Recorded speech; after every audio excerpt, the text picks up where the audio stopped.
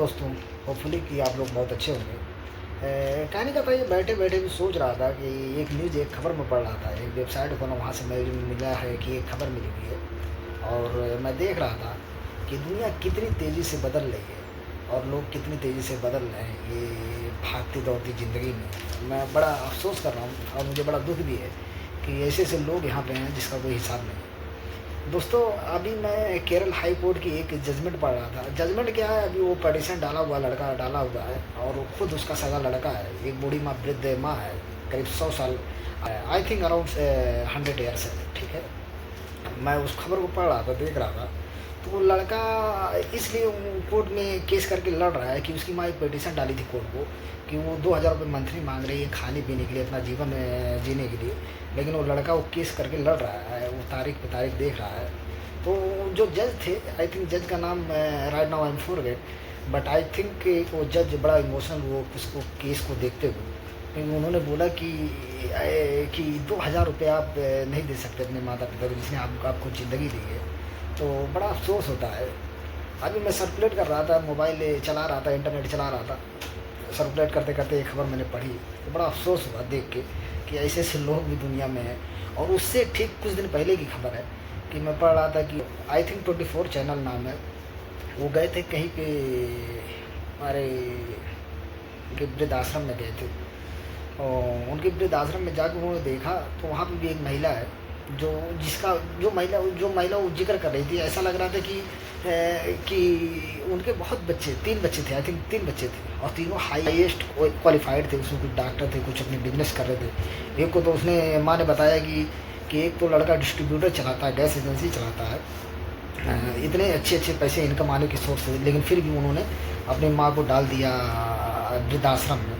वो बड़ी लाचार, उनकी बातों में ऐसा बड़ी लाचारी दिख रही है। लाचारी वाली बात ये संभव है, एकदम ये तो करेक्ट है, संभावित है कि लाचारी वाली बात उसमें दिख रही थी, क्योंकि जो इसने पैदा किया, जिसने ना बड़ा किया, जिसने पढ़ाया लिखाया, लेकिन फिर भी वो लोग धोखा दे दिए ऐन मौके पर जब उनकी सेवा करने की जब उनको ज़रूरत थी अपने लड़कों से कि आप मुझे हेल्प करेंगे, इस उम्र में मेरा सहारा बनेंगे, तो लोग छोड़ के चले गए।